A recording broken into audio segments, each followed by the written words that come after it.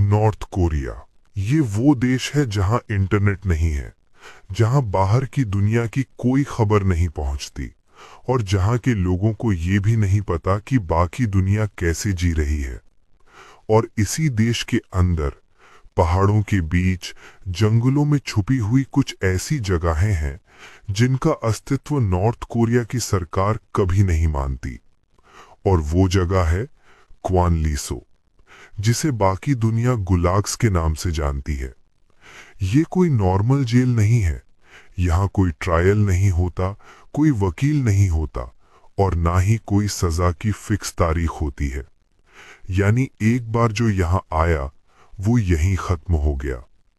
और इसकी सबसे खौफनाक बात यह है कि अगर आप यहाँ आए तो आपके बच्चे भी यहाँ आएंगे और उनके बच्चे भी। यानी परिवार के एक व्यक्ति की गलती की सजा 3 पीढ़ियों को दी जाती है। आज हम नॉर्थ कोरिया के गुलाग्स की पूरी कहानी जानेंगे, इसका इतिहास, यहाँ पर होने वाली क्रूरता और उन लोगों की गवाहियां जो वहां से किसी तरह भागकर पूरी दुनिया को बताने में कामयाब हुए। गुलाग्स को समझने से पहले नॉर्थ कोरिया को समझना बहुत जरूरी है। 1945 में जब वर्ल्ड वॉर 2 खत्म हुई तो कोरिया 2 हिस्सों में बंट गया, जिसके उत्तर में सोवियत यूनियन का प्रभाव था और दक्षिण में अमेरिका का। जिसके बाद नॉर्थ कोरिया की सत्ता किम इल सुंग के हाथों में आ गई और सत्ता आते ही किम इल सुंग ने एक ऐसा शासन बनाया जो दुनिया में शायद कहीं नहीं देखा गया। और वो शासन था कल्ट ऑफ पर्सनालिटी, यानी सरकार एक परिवार है और किम परिवार को भगवान की तरह बना दिया गया, जिनसे सवाल करना पाप माना जाता है और उनके खिलाफ सोचना भी एक क्राइम है। पूरे देश में किम इल सुंग की तस्वीरें लगी हैं, हर घर में उनकी पोर्ट्रेट है और बच्चों को स्कूल में सबसे पहले यही सिखाया जाता है कि हमारे नेता महान हैं। और जो भी इस सिस्टम को नहीं मानता उसके लिए क्वानलीसो है। आज नॉर्थ कोरिया में किम इल सुंग के पोते किम जोंग उन का राज है, यानी 3 पीढ़ियों से एक ही परिवार का राज है और उतनी ही पुरानी है गुलाग्स की दीवारें। नॉर्थ कोरिया के गुलाग्स को ऑफिशियली तौर पर क्वानलीसो कहते हैं। कोरियन में इस शब्द का मतलब है कंट्रोल प्लेस, यानी वो जगह जहां लोगों को कंट्रोल किया जाता है। असल में ये एक मैसिव प्रिजन कैंप्स हैं जो नॉर्थ कोरिया के पहाड़ी इलाकों में बने हुए हैं। इन्हें सैटेलाइट इमेजेस से देखा जा सकता है क्योंकि ये इतने बड़े हैं कि छुपाए नहीं जा सकते। और कुछ कैंप्स तो इतने बड़े हैं जितना एक पूरा शहर होता है। अभी दुनिया को जिन गुलाग्स के बारे में सबसे ज्यादा जानकारी है वो है कैंप 14 कैच ऑन। ये सबसे खौफनाक कैंप है। एक बार जो यहाँ आया उसे कभी रिहा नहीं किया जाता, सिर्फ एक इंसान को छोड़कर जिसकी बात हम आगे करेंगे। फिर आता है कैंप 15 योडक। ये थोड़ा कम क्रूर है, सिर्फ इसलिए कि यहाँ से कुछ कैदी इवेंचुअली रिहा किए जाते हैं। सर्वाइवर्स की ज्यादातर गवाहियां इसी कैंप से आती हैं। इसके बाद है कैंप 16 और कैंप 25। ये कैंप्स इतनी सीक्रेट हैं कि इनके बारे में बहुत कम जानकारी है। सैटेलाइट इमेजेस में दिखते हैं पर अंदर क्या होता है ये कोई नहीं जानता। अनुमान है कि इन सभी कैंप्स को मिलाकर इस वक्त 80,000 से 1,20,000 लोग बंद हैं। अब वो बात जो गुलाग्स को दुनिया की किसी भी जेल से अलग बनाती है वो है योनज्वाजे। ये कोरियन शब्द है जिसका मतलब है गिल्ट बाय एसोसिएशन, यानी आपके परिवार का कोई एक भी सदस्य अगर अपराधी घोषित हो गया तो पूरे परिवार को अपराधी माना जाता है। और इस सिस्टम में 3 पीढ़ियां शामिल हैं, दादा दादी, माँ बाप और उनके बच्चे, सभी को एक साथ गुलाग में बंद कर दिए जाते हैं। ये पॉलिसी किम इल संग के जमाने से चली आ रही है। उन्होंने कहा था कि दुश्मन की जड़ें उखाड़नी है और जड़ों का मतलब है पूरा परिवार। मान लीजिए 1970 में किसी ने साउथ कोरिया का रेडियो सुन लिया, बस इतनी सी गलती पर उसे गुलाग भेज दिया गया, और साथ में उसकी पत्नी को भी और उनके बच्चे को भी, जो शायद उस वक्त सिर्फ 5 साल का था। वो बच्चा गुलाग में ही बड़ा हुआ, वहीं उसकी शादी भी हुई, क्योंकि गुलाग में शादी भी होती है, और फिर वहीं पर उसके भी बच्चे पैदा हुए, और वो बच्चा जो कभी बाहर की दुनिया नहीं देखा। यानी 3 पीढ़ियां एक ही जगह एक ही सजा काटती हैं, वो भी बिना किसी गलती के। कैंप 14 से आज तक सिर्फ एक ही इंसान बाहर निकला है, और उसका नाम है शिन डोंग ह्युक। शिन का जन्म कैंप 14 में ही हुआ था। उसे बाहर की दुनिया का कोई अंदाजा नहीं था। उसे ये पता ही नहीं था कि कैंप्स के बाहर भी कोई जिंदगी होती है। उसके लिए गुलाग ही उसकी पूरी दुनिया थी। जब वो 14 साल का था तो उसने अपनी माँ और भाई को एस्केप की प्लानिंग करते हुए सुना, और उसने ये बात गार्ड्स को जाकर बता दी। मगर क्यों? क्योंकि उसे यही सिखाया गया था कि गुलाग में लॉयल्टी सिर्फ किम परिवार के प्रति होती है, अपने माँ बाप के प्रति भी नहीं। जिसके बाद उसकी माँ और भाई को उसकी आंखों के सामने ही फांसी दे दी गई। शिन को इस बात का अफसोस था, पर उस वक्त नहीं, वो तो बाद में हुआ। जब वो भागा, जब उसने दुनिया देखी, तब उसे एहसास हुआ कि उसने क्या किया था। 23 साल की उम्र में शिन भागने में कामयाब हुआ, जहां से पहले वो चाइना गया, फिर साउथ कोरिया, और फिर वहां से अमेरिका। उसकी कहानी पर एक किताब बनी, एस्केप फ्रॉम कैंप 14। शिन उन चंद लोगों में से है जिसने गुलाग जैसी जगह देखी और बाहर आकर पूरी दुनिया को बताया।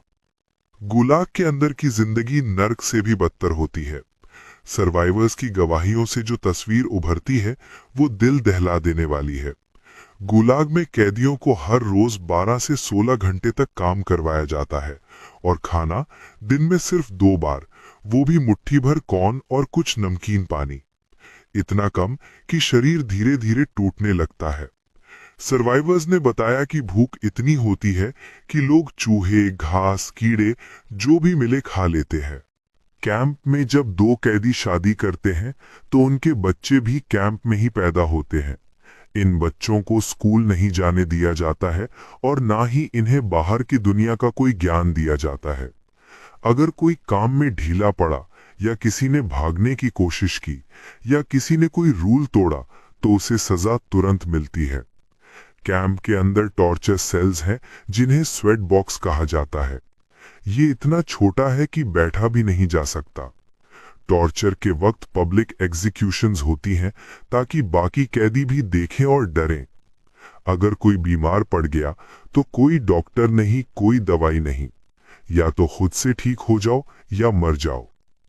कई सर्वाइवर्स ने बताया कि उन्होंने अपनी आंखों से लोगों को भूख और बीमारी से मरते हुए देखा, और गार्ड्स ने बस शव को एक तरफ साइड कर दिया और काम जारी रहा।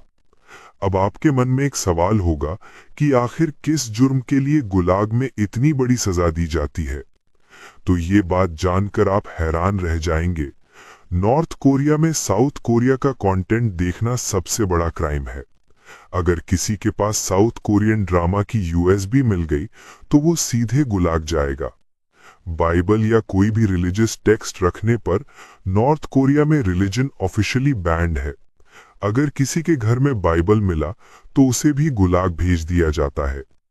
किम परिवार की बुराई करना या ऐसा सोचना भी, भागने की कोशिश करना, विदेशी लोगों से कांटेक्ट करना, अगर किसी का कोई रिश्तेदार साउथ कोरिया में है और उसने फोन पर बात की तो उसे भी गुलाग भेज दिया जाता है।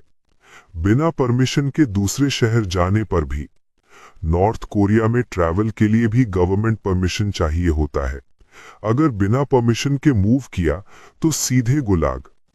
यानी ऐसी कोई भी बात जो दूसरे देशों में बिल्कुल नॉर्मल बात है, लेकिन नॉर्थ कोरिया में उसके लिए आप और आपका पूरा परिवार गुलाग में जा सकता है। 2011 में किम जोंग इल की मौत के बाद उनके बेटे किम जोंग उन सत्ता में आए। उस वक्त दुनिया ने सोचा कि शायद ये युवा नेता कुछ बदलेगा, लेकिन ऐसा कुछ भी नहीं हुआ। किम जोंग उन ने गुलैग्स बंद नहीं किए, बल्कि उसने अपने शासन को और मजबूत करने के लिए उसका इस्तेमाल और बढ़ा दिया। यहाँ तक कि उसने अपने करीबी लोगों को भी नहीं बख्शा। उसने अपने चाचा जैंग सोंग थैक को, जो उसके मेंटर माने जाते थे, पब्लिकली एग्जीक्यूट करवाया। ये वो नेता है जिसके देश में गुलैग्स जैसी जगहें हैं और दुनिया उससे न्यूक्लियर डील्स की बात करती है, डिप्लोमेटिक मीटिंग्स होती हैं और फोटोज खिंचती हैं। और गुलैग्स की बात, वो तो एजेंडा पर होता भी नहीं है।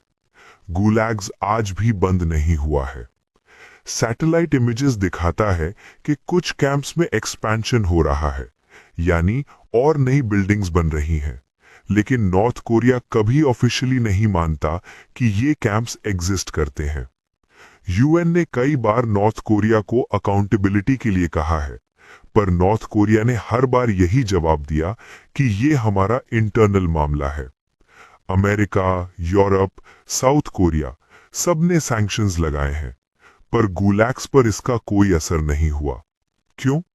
क्योंकि नॉर्थ कोरिया के पास न्यूक्लियर वेपन्स है, और जब किसी के पास न्यूक्लियर वेपन्स हो तो दुनिया उससे ज्यादा कॉन्फ्रंटेशन नहीं करती। और इस डिप्लोमेटिक गेम में गुलैग्स के अंदर वो लाखों लोग बंद हैं जिन्होंने कुछ किया ही नहीं। जिनके दादा ने शायद कोई गलती की थी, उसकी सजा उसके पोते को भी दी जा रही है। अभी जब आप ये वीडियो देख रहे हैं, उसी वक्त नॉर्थ कोरिया के किसी पहाड़ के पीछे किसी कैंप में एक बच्चा है जिसे नहीं पता कि बाहर की दुनिया में क्या होता है। उसे नहीं पता कि स्कूल कैसा होता है। उसे नहीं पता कि आजादी कैसी लगती है। वो बस इतना जानता है कि सुबह उठो, काम करो, खाना खाओ और सो जाओ। और यही उसकी पूरी जिंदगी है। उसके पिता की भी यही जिंदगी थी और उसके दादा की भी। ये सिलसिला कब टूटेगा, ये कोई नहीं जानता। पर जब तक दुनिया गुलैग्स के बारे में बात करती रहेगी, तब तक कम से कम ये जुल्म छुपा नहीं रह सकता। क्योंकि सच को कितना भी दबाओ, वो किसी न किसी रूप में बाहर आ ही जाता है। कमेंट में बताएं कि आपको क्या लगता है, क्या कभी नॉर्थ कोरिया बदलेगा या नहीं।